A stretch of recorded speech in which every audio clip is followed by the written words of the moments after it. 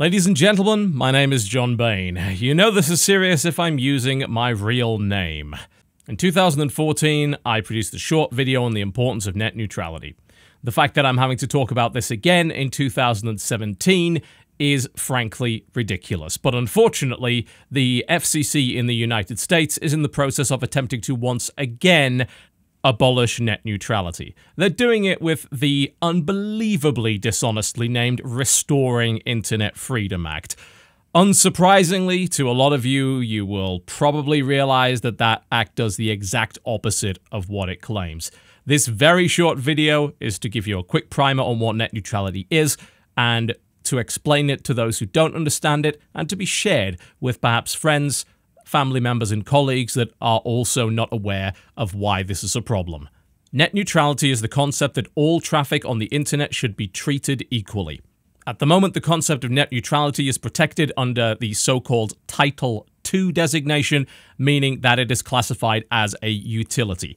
That means it's similar to something like water or electricity. You can only charge for the resource used. You can't charge extra for what it is used for. You can't charge a premium if you decide to pour water into a glass and drink it, versus using it to water your plants. That is obviously ridiculous. And yet, abolition of net neutrality would allow for just that.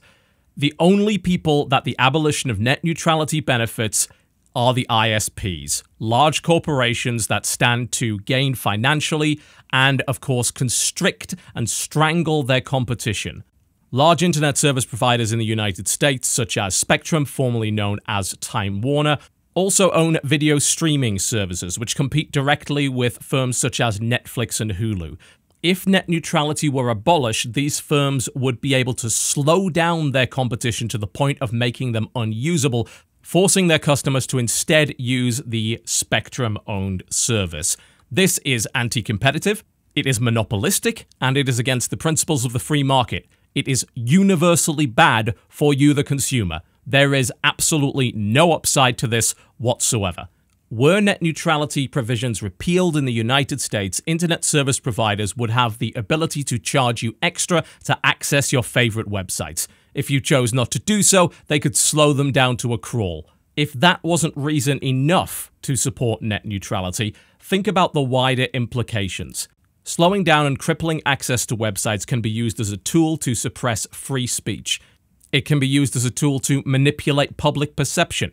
It can be used as a tool to hamstring criticism of corporate interests. The abolition of net neutrality can quite literally be used as a tool to undermine democracy. Many political issues are complex, nuanced, and there is often not a simple right answer. There is no easy right or wrong. There is no black and white. There are no opposing teams here. Whether you lean left or right, up or down, it doesn't matter. The abolition of net neutrality is a net negative for every consumer there is. The only people to benefit from this are internet service providers. There is credible evidence to suggest that the abolition of net neutrality in any country, the United States or otherwise, can and will most likely result in that country falling behind in terms of its competitiveness on the world stage, whether it be economic growth, fighting unemployment, or technological innovation. These are all things that will suffer with the abolition of net neutrality. Regardless of your political orientation, unless you happen to be the CEO of a large ISP, you will suffer if net neutrality is abolished.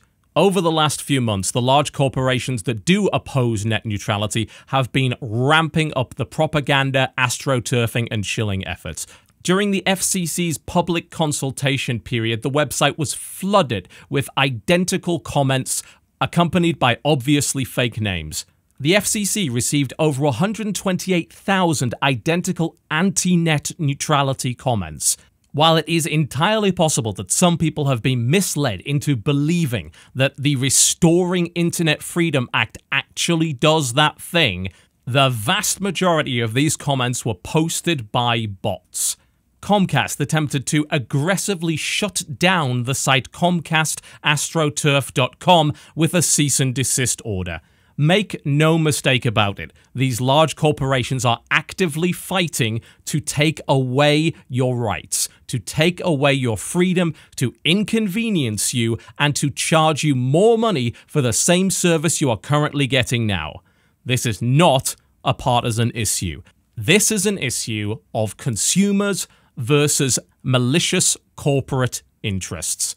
July the 12th is the Net Neutrality Day of Action, and yes, there are things that you can do to help. I've included a list of links in the description below this video, which includes sources that back up everything I've said today, as well as methods to easily contact US Congress members and the FCC. Make no mistake about it, folks, this is a battle for the future of the internet as we know it. I've turned off ads and monetization on this video so that I can, in all good conscience, tell you to share this with as many people as possible. Regardless of whether or not you live in the United States or you don't, this is going to be an issue for you one way or the other. It's important to raise awareness, it's important to educate, and it is important that the astroturfing efforts and dishonest behavior of major corporate ISPs are not left unanswered. Ladies and gentlemen, thank you very much for watching, and I'll see you next time.